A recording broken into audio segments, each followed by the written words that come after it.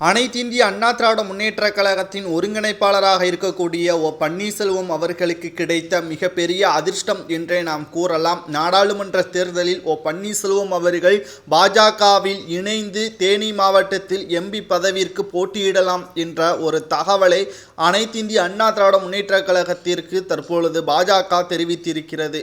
காரணம், எடப்பாடி பழனிசாமி கூட்டணி கிடையாது என்று கூறிய பிறகு அதிக அழுத்தத்தை கொடுத்தது பன்னீர்செல்வம் மட்டும்தான். பாஜகவுடன் கூட்டணி வைத்தால் மட்டும்தான் வருகின்ற நாடாளுமன்ற தேர்தலில் மிகப்பெரிய ஒரு பலன் நமக்கு கிடைக்கும். இல்லை என்றால் மத்தியில் பாஜக தான் மீண்டும் ஆட்சிக்கு வரும். தமிழகத்தை எதிர்க்கக்கூடாது என்ற ஒரே காரணத்திற்காகவும் 4 ஆண்டுகால ஆட்சியில் தலைகீழாக நம்மை மாற்றாமல் இருந்தது பாஜக தான் என்றும் அந்த நன்றியை மறந்துவிடக்கூடாது என்பதற்காக எடப்பாடி பழனிசாமி அவர்கள் கூட்டணி வேண்டாம் என்று கூறியபோது கூட பாஜகவின் கூட்டணி உறுதி செய்யப்படும் என்று எடப்பாடி பழனிசாமி அவர்களுக்கு எதிராக பன்னீர்செல்வம் அவர்கள் பல முறையும் கூறியிருந்தார்.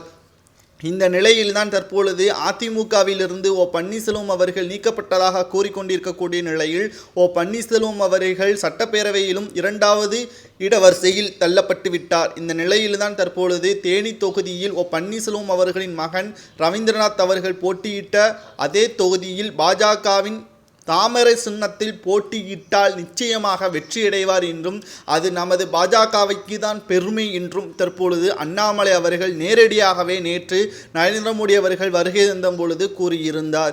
இந்த நிலையில்தான் இதற்கு தலைமை சரியாக கூறிவிட்ட நிலையில் தற்பொழுது பன்னீர்செல்வம் அவர்களிடம் பேச்சுவார்த்தையும் நடத்தப்பட்டு வருகிறது.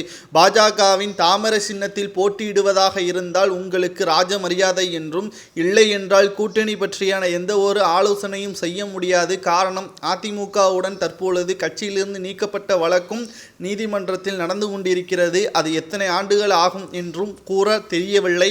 தற்பொழுது ஒரே வழி, அதிமுகவை கைப்பற்றப்பட வேண்டும் என்றால் அந்த இடத்தில் பாஜக வெற்றியடைய வேண்டும். உங்களது இருக்கக்கூடிய நம்பிக்கையும் உங்களுக்கு அதிமுகவின் தொண்டர்கள் கொடுக்கின்ற மரியாதையும் நிச்சயமாக எங்களுக்கு கிடைக்கும் என்று அண்ணாமலை அவர்கள் கூறியுள்ளார். தற்பொழுது எடப்பாடி பழனிசாமி அவர்களுக்கு எதிராக தேனி தொகுதியில் போட்டியிட்டால் நிச்சயமாக பன்னீர்செல்வம் அவர்கள் வெற்றியடைவார்.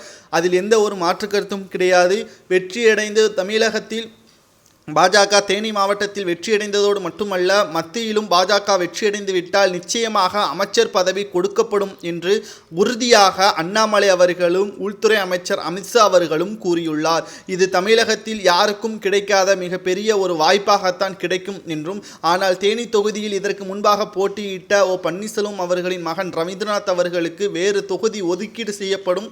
அவரும் இரட்டை இலை சின்னம் இல்லாமல் தாமரை சின்னத்தில் போட்டியிடலாம் என்ற அரிய வாய்ப்பு பாஜக கொடுப்பதாகவும் தற்பொழுது அரசியல் வட்டாரங்களில் செய்திகளும் வெளியாகி கொண்டிருக்கின்றன. ஒட்டுமொத்தமாக எடப்பாடி பழனிசாமி அவர்களின் கதையை முடிப்பதற்கு இதுதான் சரியான வாய்ப்பாக அமையும் என்றும் தற்பொழுது எடப்பாடி பழனிசாமி அவர்களுக்கு எதிராக பன்னீர்செல்வம் அவர்களிடம் நேற்று 3 மணி நேரங்கள் பேச்சுவார்த்தையும் நடத்தப்பட்டது.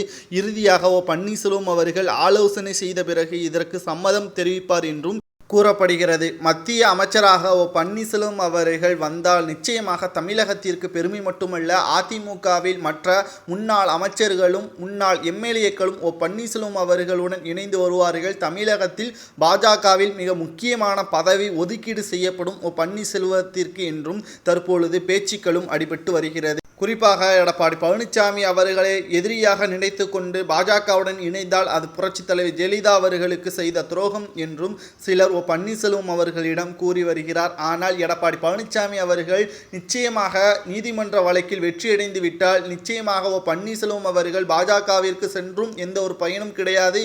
நாடாளுமன்ற தேர்தலுக்கு பிறகு பாஜகவில் இணைந்தும் எந்த ஒரு பயனும் கிடையாது என்பதையும் ஆலோசனையும் நடத்தப்பட்டு வருகிறது. அதிகபட்சம் பாஜகவில் பன்னீர்செல்வம் அவர்கள் இணைவதற்கு வாய்ப்புகள் இருப்பதாகவும், தேனி தொகுதியில் போட்டியிட்டு வெற்றியடைவதற்கு அதிக வாய்ப்பு இருப்பதாகவும் தான் தகவல்கள் வெளியாகி இருக்கிறது. இதை பற்றி உங்களது கருத்துக்களை கூறுங்கள்.